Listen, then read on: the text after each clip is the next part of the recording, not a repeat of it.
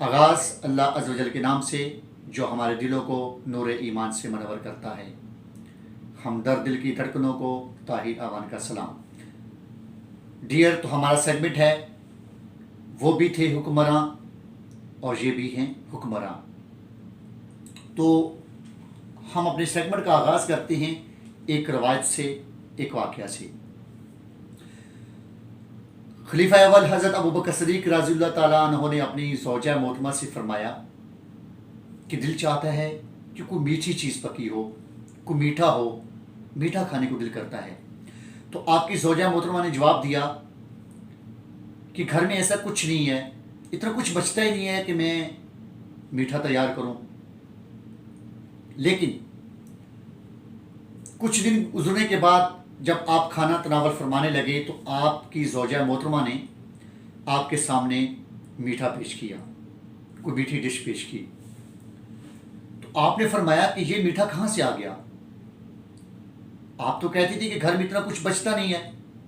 तो आपकी ज़ौजा मोहतरमा ने जवाब दिया कि जब आपने अपनी इस ख्वाहिश का इज़हार किया तो मैंने थोड़ा थोड़ा जो हमारे घर राशन आता था बैतुल माल से, मैंने उससे बचाना शुरू कर दिया ताकि आपके लिए कुछ मीठा तैयार कर सकूं। तो आप फौरी उठे और बैतुल माल गए, और जो बैतुल माल का कमांडर था उससे कहा कि मेरे वजीफे से इतना कम कर दो कि इतना मेरे घर ज़्यादा वजीफ़ा जाता है, मेरी ज़रूरत से ज़्यादा वजीफ़ा मेरे घर जाता है। वो थी हुक्मरानी। और थे कैसे?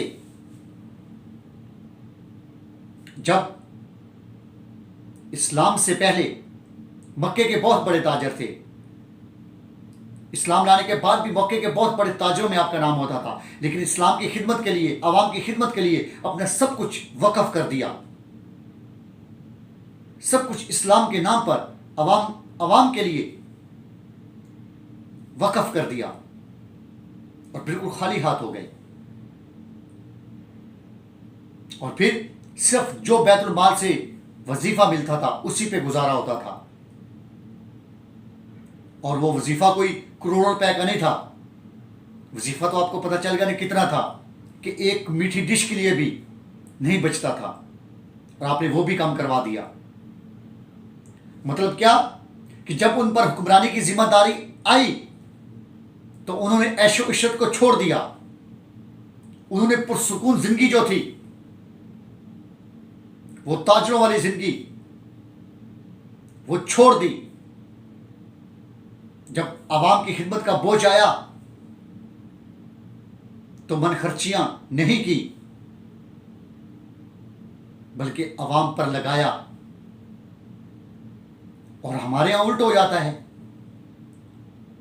कि पहले हमारे पास कुछ नहीं होता और हम हुक्मरान बनते हैं, हमारे पास इख्तियार आता है, तो हम ऐसे, हमारी सुई इतनी तेजी से चक्कर लगाती है कि पता नहीं चलता कि दिनों में नहीं, घंटों में नहीं, हम सैकड़ों में हमारे पास अरबों की प्रॉपर्टी आ जाती है। कहां से आती है? एक एमपी और एमएनए का वजीफा कितना है पाकिस्तान में? कितना वजीफा होगा? 2 लाख। तो 2 लाख से फैक्ट्रियां तो नहीं बनती ना, बड़े बड़े प्लाजे तो नहीं बनते, बड़ी बड़ी मिलें तो नहीं बनती। और पूछा जाए तो कहते हैं हमारी पहले की है, लेकिन जब डॉक्यूमेंट सबमिट होते हैं तो डॉक्यूमेंट में कितनी वो फैक्ट्रियां तो शो ही नहीं करवाते, वो जायदादें तो शो ही नहीं होती।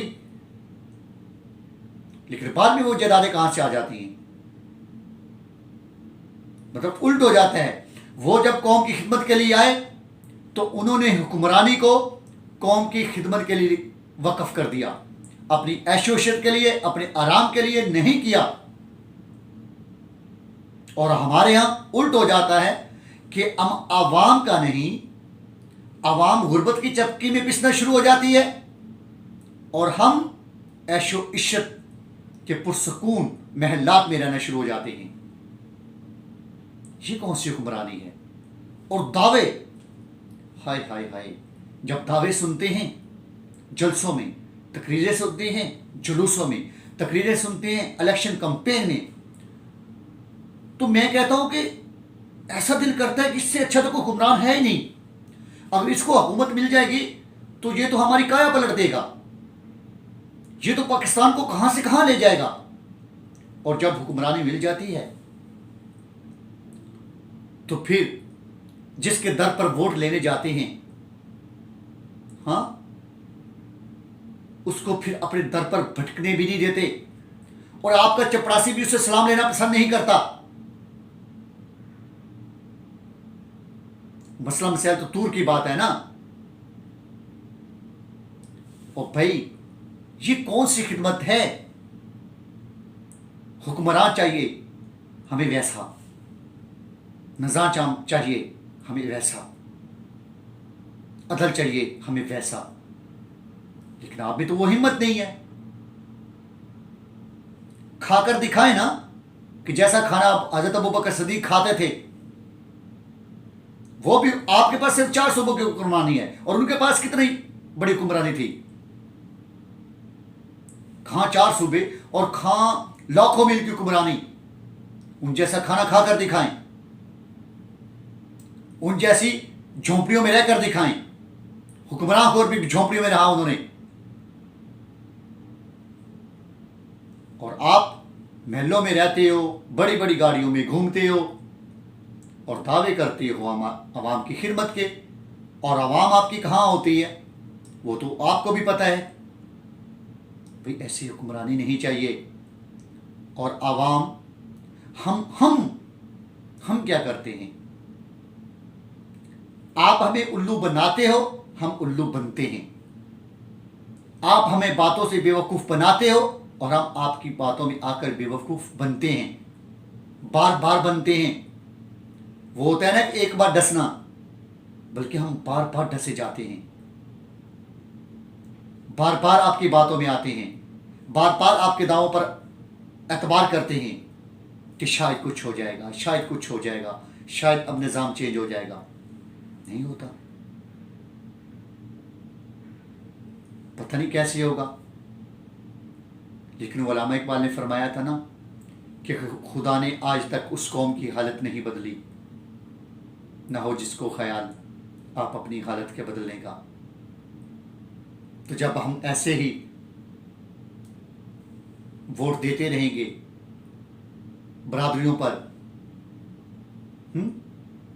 धड़ा सिस्टम हमारे चलेगा, तो फिर हमारे साथ ऐसा ही होगा, ऐसा ही होगा हमारे साथ। और ये हुक्मरानी रोज़ की नहीं है, सिर्फ 4 दिन की है, पलक झपकने की है। पता नहीं है कि आज कुर्सी पर बैठे हो तो कल आपको ये नसीब हो ना हो। आपको पता है कि आज कुर्सी पर हो, बैठे हो, शायद आपको उठना भी नसीब ना हो। मैं यही कहता हूँ कि जो टाइम आप लोगों के पास होता है उसको आवाम की खिदमत के लिए सर्व किया करो। कहीं ऐसा ना हो कि कल इस आवाम का आपका गिरेबान हो और इस 22 करोड़ आवाम का जो है वो हाथ हो।